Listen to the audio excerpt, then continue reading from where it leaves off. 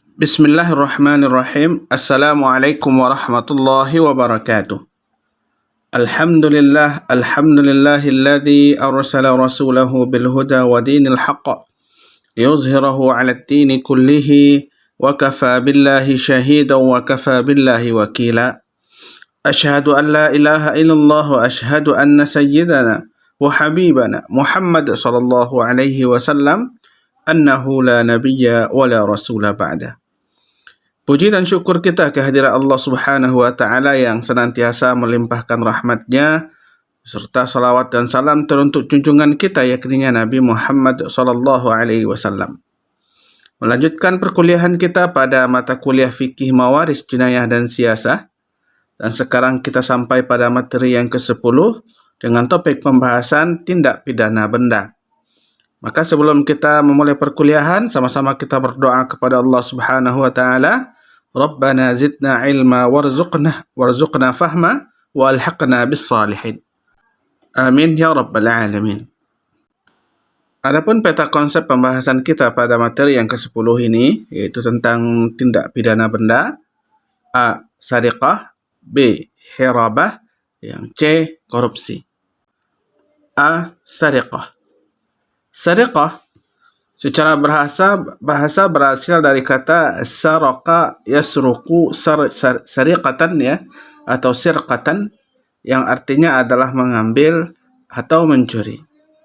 Sedangkan secara istilah akhdhu syai' fi khufyatin artinya adalah mengambil sesuatu dengan cara sembunyi-sembunyi. Maka dapat dipahami bahwasanya pencurian atau tindak pidana sariqah itu adalah mengambil sesuatu atau benda yang berharga milik orang lain secara sembunyi-sembunyi, dan kemudian benda tersebut tersimpan pada tempat penyimpanannya. Unsur-unsur dari sebuah tindak pidana pencurian itu adalah yang pertama, yang dicuri itu adalah harta milik orang lain. Yang kedua, harta tersebut diambil dengan cara sembunyi-sembunyi, artinya tidak secara terang-terangan. Yang ketiga, harta tersebut terletak di tempat penyimpanannya. Artinya seperti uang tersimpan di dalam berangkas, atau kemudian emas perhiasan tersimpan dalam kotak penyimpanannya. Gitu. Jadi itu yang dimaksud dengan tempat penyimpanannya tersebut. Jadi tiga ini menjadi unsur dari sebuah tindak pidana pencurian. Hukuman bagi pencuri dalam Islam dijelaskan seperti firman Allah dalam surah Al-Maidah ayat 38, As-sariqu was-sariqatu faqta'u aydiyahuma jazaa'an bima kasaba nakalam minallah wallahu azizun hakim. Hukuman pokok bagi pencuri itu adalah potong tangan ya. Faqta'u aydiyahuma, potonglah tangan keduanya. Jadi dalam Islam pencuri ya itu hukumannya adalah potong tangan. Tapi apakah pada semua pencurian dipotong tangan pelakunya? Hal ini dijelaskan kemudian oleh hadis Rasulullah SAW, La tuqta'u yadus sariq illa fi rub'i dinar fasa'idan. Janganlah kalian memotong tangan seseorang pencuri ya, kecuali kalau seandainya harta curiannya tersebut sampai satu nisabnya itu rubu' dinar, 1/4 dinar atau lebih.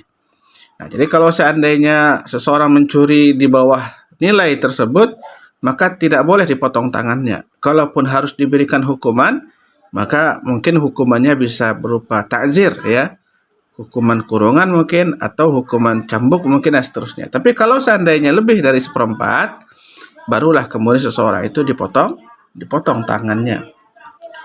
Lalu kemudian teknis potong tangan, seperti dijelaskan oleh Imam Asy-Syafi'i, seseorang kalau mencuri, yang pertama itu dipotong tangan kanannya. Kalau masih mencuri, dipotong kaki kirinya. Lalu masih mencuri, dipotong tangan kirinya.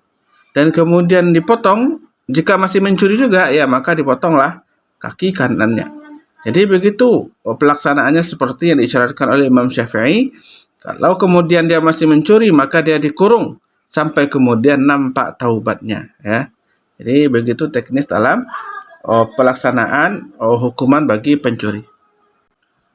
B. Hirabah. Hirabah secara bahasa berasal dari kata haraba yahrubu hirabatan yang artinya memerangi.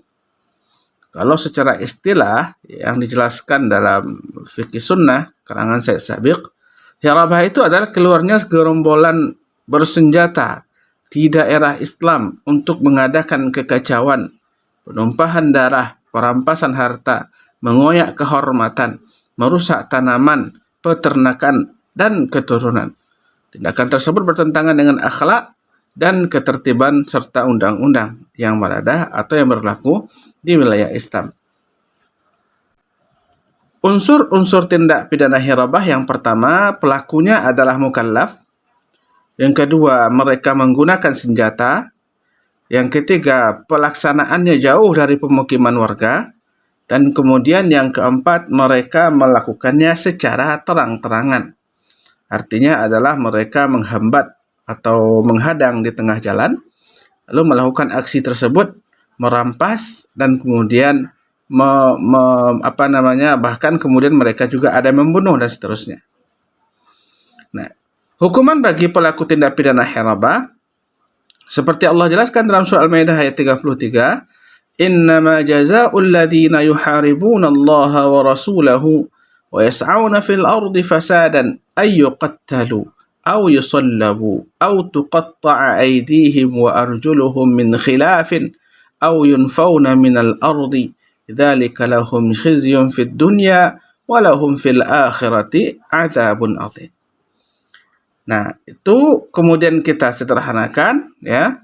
Kalau seandainya mereka menakut-nakuti ya orang yang lewat tanpa melakukan pembunuhan dan mengambil harta, maka cukup diasingkan ya, cukup diasingkan.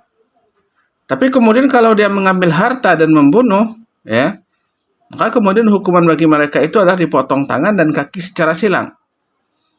Dan kemudian jika mereka membunuh tanpa mengambil harta, maka cukup dibunuh atau diqisas. Dan jika dia mengambil harta dan membunuh orangnya, dihukum dengan cara disalib tanpa dipotong tangan dan kakinya. Ini adalah hukuman bagi pelaku hirabah tadi. C. Korupsi. Secara bahasa, korupsi berasal dari bahasa Latin yaitu corruptio atau corruptus ya, yang berarti kebusukan atau kebejatan atau tidak jujur atau dapat disuap, tidak bermoral, penyimpangan dari kesucian ya. Artinya memang tidak ada yang baik dari kata corruption tersebut atau korupsi tersebut. Nah, secara istilah dalam Kamus Besar Bahasa Indonesia dikatakan korupsi itu adalah penyelewengan atau penyalahgunaan uang negara dalam kurung perusahaan, organisasi, yayasan dan sebagainya untuk keuntungan pribadi atau orang lain. Artinya adalah menggunakan jabatan atau kekuasaan untuk memperkaya diri atau orang lain ya, atau sekelompok orang lain ya. Dan ini merupakan tindakan yang terlarang atau melanggar hukum. Nah, bentuk-bentuk korupsi yang pertama itu ada ghulul. Ghulul ini adalah penggelapan ya. Penggelapan dari harta negara atau harta yayasan atau harta lain sebagainya. Seseorang yang bila dipercaya untuk mengurusinya lalu kemudian dia melakukan penggelapan. Yang kedua, riswah. Riswah ini adalah suap ya. Suap yang diberikan untuk dimenangkan atau untuk diuntungkan. Seperti seseorang yang berkasus ya dan kemudian menyuap penegak hukum agar tidak diproses, atau mungkin dia menyuap hakim agar tidak divonis. Nah, seperti itu. Khianah. Khianah juga artinya adalah penyalahgunaan atau kemudian bisa diartikan juga pengkhianatan, di mana seseorang ketika dipercaya untuk mengurusi harta, lalu kemudian menggunakan untuk kepentingan pribadinya atau orang yang ada di sekitarnya. Ya, artinya menyalahi dari aturan. Selanjutnya ghasab. Ghasab ini adalah perampasan. Secara terang-terangan mengambil harta yang dipercayakan kepadanya untuk kepentingan pribadi atau untuk orang lain. Nah, hukuman tindak pidana bagi pelaku korupsi, memang tindak korupsi ini tidak dijelaskan oleh dalil Al-Quran secara eksplisit ataupun dalam sunnah Rasulullah juga demikian, maka hukuman yang berlaku baginya itu adalah ta'zir. Artinya, hakim bisa saja menetapkan hukum tertentu berdasarkan kepada kadar tindak pidana yang dia perbuat. Bisa dijilid atau dicambuk, bisa dipenjara, bisa dipengasingan, bisa ghuramah atau didenda, bisa diwaaz, dinasehati, atau horman, pencabutan hak kekayaan atau kepemilikan, atau bisa juga disamakan dengan pemiskinan misalnya, atau taubih ya, dia itu mendapatkan celaan di tengah hidup bermasyarakat. Nah, jadi sesuai dengan kadar tindak pidana yang dia lakukan. Bisa jadi dia mendapatkan hukuman yang paling berat, atau kemudian dia mendapatkan hukuman yang ringan, karena memang tindak korupsinya ringan. Nah, demikianlah penyampaian saya terkait dengan materi kita yang ke-10 ini.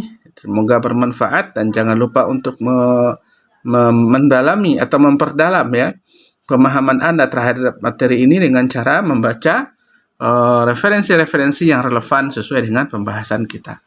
Mudah-mudahan bermanfaat. Aku qauli hadza astaghfirullah li wa lakum. Assalamualaikum warahmatullahi wabarakatuh.